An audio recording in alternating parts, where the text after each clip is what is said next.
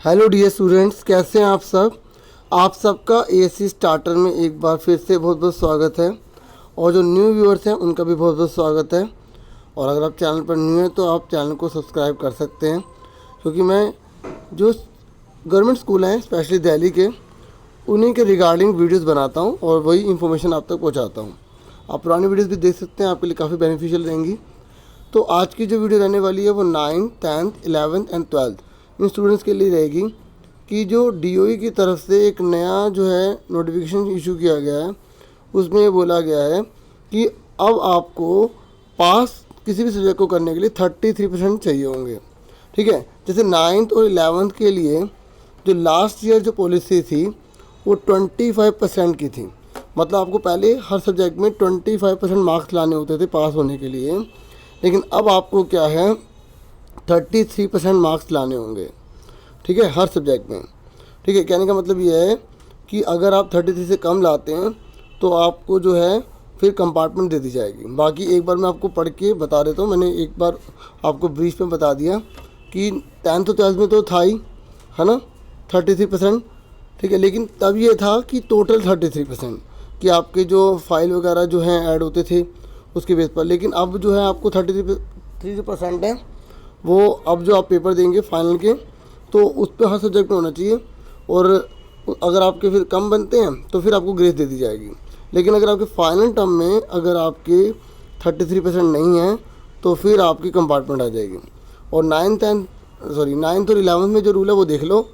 सरकारी स्कूलों में पढ़ने वाले क्लास 9वीं और 11वीं स्टूडेंट को अगली क्लास में प्रमोट होने के लिए हर सब्जेक्ट में अब 33% स्कोर पाना जरूरी होगा। 2020-21 के लिए शिक्षा निदेशालय ने प्रमोशन पॉलिसी जारी की है, जो कि पिछले सेशन से अलग है। मतलब पहले अलग था। ठीक है, पहले ये था कि आपको फाइनल ईयर में जो फाइनल टर्म के जो एग्ज़ाम होते थे तो उसमें आपको हर सब्जेक्ट में 25% लाने होते थे। ठीक है, और अब क्या है कि ये पॉलिसी इस बार लागू नहीं होगी। Mid term exam, annual exam, assignment, practical, ठीक है, तीनों में मिले मार्क्स के आधार पर रिजल्ट बनेगा। ठीक है, मतलब तीनों को ऐड करके। ठीक है, सब्जेक्ट में 33% मार्क्स लाना ज़रूरी है। ठीक है, तीनों को मिला के 33% होना ज़रूरी है। और शिक्षा निदेशालय ने असेसमेंट गाइडलाइंस जारी करते हुए कहा कि 9वीं में अगर स्टूडेंट के लैंग्वेज 1, लैंग्वेज 2 में से किसी एक में 33% से कम मार्क्स आते हैं तो लैंग्वेज 3 को उसकी जगह ले लिया जाएगा। जैसे मैं कहने का मतलब ये है कि अगर आपके पास हिंदी है, ठीक है, इंग्लिश है और आपके पास एक संस्कृत का सब्जेक्ट है, आपके इसमें जो मार्क्स बन रहे हैं वो 32 बन रहे हैं, इसमें 42 बन रहे हैं, तो आपको इसमें कंपार्टमेंट तब नहीं दी जाएगी अगर आपके संस्कृत में 33 से ऊपर है तो आपको हिंदी की जगह संस्कृत ले लिया जाएगा। ठीक है, इस तरीके से आपको पास कर दिया जाएगा। ठीक है, लेकिन आप एक बात ध्यान रखना कि अगर आप 11th क्लास में हैं तो आपको 2 लैंग्वेज होती हैं। ठीक है, अगर आप आर्ट्स के हैं तो फिर आपको जो है कंपार्टमेंट का पेपर देना होगा। और अगर आपके पास एक ही लैंग्वेज है तो अगर उसमें अगर नंबर कम होगा तो वो भी कंपार्टमेंट का पेपर आपको देना होगा। ठीक है, और अगर आप 9th क्लास में हैं तो आपको क्या करना होगा, आपको 3 लैंग्वेज में से किन्हीं 2 सब्जेक्ट को पास करना ज़रूरी है। ठीक है, अगर आप संस्कृत और इंग्लिश को पास कर लेते हैं तो हिंदी में अपने आप पास हो जाएंगे। अगर आप हिंदी और संस्कृत करते हैं इंग्लिश में अपने आप पास हो जाएंगे। ठीक है, तो इस तरीके से आपको इस बात को ध्यान में रखना ज़रूरी है।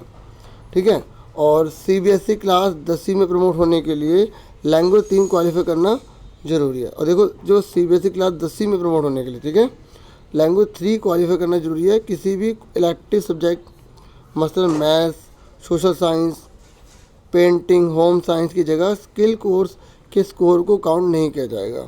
ठीक है, मैं आपको इसके बारे में क्लियर कर दूं कि एक बात सुन लीजिए, जो आपकी लैंग्वेज 3rd होगी ना, अगर आप 9th क्लास में हैं, ठीक है, तो आपको लैंग्वेज 3 में आपको क्वालिफाई होना जरूरी है। जैसे अगर आपकी लैंग्वेज 3 संस्कृत है तो उसमें क्वालिफाई होना जरूरी है। ठीक है, लैंग्वेज 1 और लैंग्वेज 2 में से अगर किसी एक में आप रह जाते हैं तो लैंग्वेज 3 आपको उसमें पास करवा देगी, लेकिन लैंग्वेज 3 में आप फेल नहीं हो सकते। इस बात को ध्यान में रखना। और एक बात और बोल रहे हैं कि आप ये मत सोचना कि अगर आप मैथ्स में या पेंटिंग या होम साइंस में किसी एक सब्जेक्ट में रह जाते हैं तो आप उसकी जगह अगर आप लैंग्वेज 3 में पास हो जाते हैं तो आपको उस पेपर को नहीं देना पड़ेगा। कहने का मतलब अगर आप मैथ में कंपार्टमेंट आपकी आ जाती है तो संस्कृत आपकी हेल्प नहीं करेगी, तो आपकी कंपार्टमेंट रहेगी। इस तरीके से है।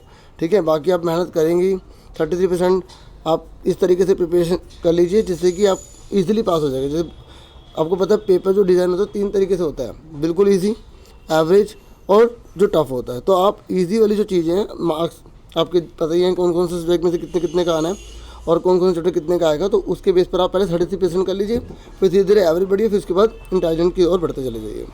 ठीक है, तो ये कह रहा है कि जैसे अगली क्लास में प्रमोशन के लिए ज़्यादा से ज़्यादा 15 मार्क्स ग्रेस मार्क्स के तौर पर दिए जा सकते हैं।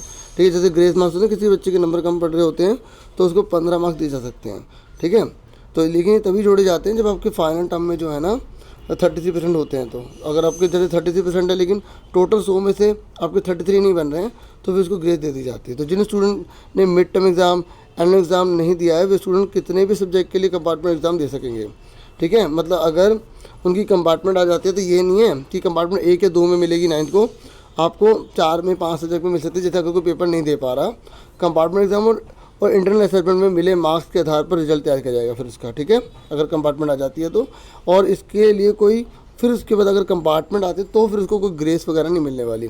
ठीक है, क्लास 11 के लिए भी सभी 5 सब्जेक्टों में 33% स्कोर पाना जरूरी है कि सब्जेक्ट में अगर इसको कम है तो स्टूडेंट कंपार्टमेंट एग्ज़ाम दे सकेंगे। ठीक है, वही है कि अगर कंपार्टमेंट 33 से कम आते हैं तो आपको कंपार्टमेंट जो है दे दी जाएगी और कंपार्टमेंट का आप एग्ज़ाम दे सकते हैं। तो 9th में जितने मर्जी सब्जेक्ट में आप ये अगर कंपार्टमेंट आती है तो आप पेपर दोबारा दे सकते हैं, लेकिन 11th में ऐसा नहीं बताया। ठीक है, तो ये वीडियो जो है स्पेशली 9th और 11th के लिए थी। उम्मीद करता हूँ कि आपको अच्छे से क्लियर हो गया होगा जो मैं आपको बताना चाहता था। ठीक है, तो एक तरीके से ये है कि अब आपको काफ़ी हार्डवर्क करना पड़ेगा। ठीक है, बाकी मुझे पता है आप हार्डवर्क कर रहे हैं, आप ऑल द बेस्ट, बहुत अच्छे से तैयारी करो। ठीक है, और एक प्लानिंग करके करो, ये नहीं कि जैसे मर्जी आप करे जा रहे हैं तो उससे फिर आपको कई बार प्रॉब्लम हो सकती है। ठीक है, तो और बाकी एक बात और बताना चाहता हूँ कि जो 9th क्लास के जो स्टूडेंट अगर वीडियो सुन रहे हैं तो एक आपका एग्ज़ाम होने वाला है। ठीक है, 28 तारीख को। ठीक है, जो कॉम्पिटिटिव एग्ज़ाम है, तो उसके ऊपर मैंने एक वीडियो बना रखी है, डिस्क्रिप्शन में लिंक देख लेना। संडे के दिन अगर आपका एग्ज़ाम है तो वो वीडियो आपके लिए काफ़ी हेल्पफुल रहेगी। आप उसमें एक मैंने पेपर भी दे रखा है, उसके अंदर सॉल्यूशन भी है, तो आप उससे आइडिया ले सकते हैं पेपर कैसा होता है। स्कॉलरशिप का पेपर होता है, अगर आप इसमें जीत जाते हैं तो फिर आपको मंथली जो है इसमें स्कॉलरशिप मिलती है, कुछ पैसे मिलते थे, 1000 के अप्रॉक्स मिलता है, और ये आपकी हेल्प करता है और आपकी एजुकेशन और अच्छे से हो जाती है। ठीक है, बाकी और भी वीडियोस हैं, प्लेलिस्ट में आप जा सकते हैं, और काफ़ी सब्जेक्ट की भी वीडियो बना रखी है, स्पेशली मैथ पे ज़्यादा बनी हुई है, आप वो भी देख सकते हैं। ठीक है, तो यही बात आपसे शेयर करनी थी और ये इन्फॉर्मेशन आप तक पहुँचानी थी। मुझे पूरी उम्मीद है कि ये वीडियो आपके लिए काफ़ी हेल्पफुल रही होगी। एक तरह से आपको थोड़ा सा डर भी हो बना होगा कि भाई अब करना है, और देखो और कोई बच्चों के अंदर कॉन्फिडेंस भी पैदा होगा, हाँ भाई चलो ठीक है। ठीक है, तो मेरी बेस्ट विशेष आपके साथ है, खूब मन लगा के पढ़ो, पढ़ाई में पूरा ध्यान दो, और हो सके तो मोबाइल को साइड में कर दो, बहुत ज़रूरी तभी यूज़ करो। ठीक है, क्योंकि इससे कई बार बच्चे डाइवर्ट भी हो जाते हैं। ठीक है, तो आज के लिए इतना बहुत है। Thank you for watching and listening carefully. Take yourself dear students.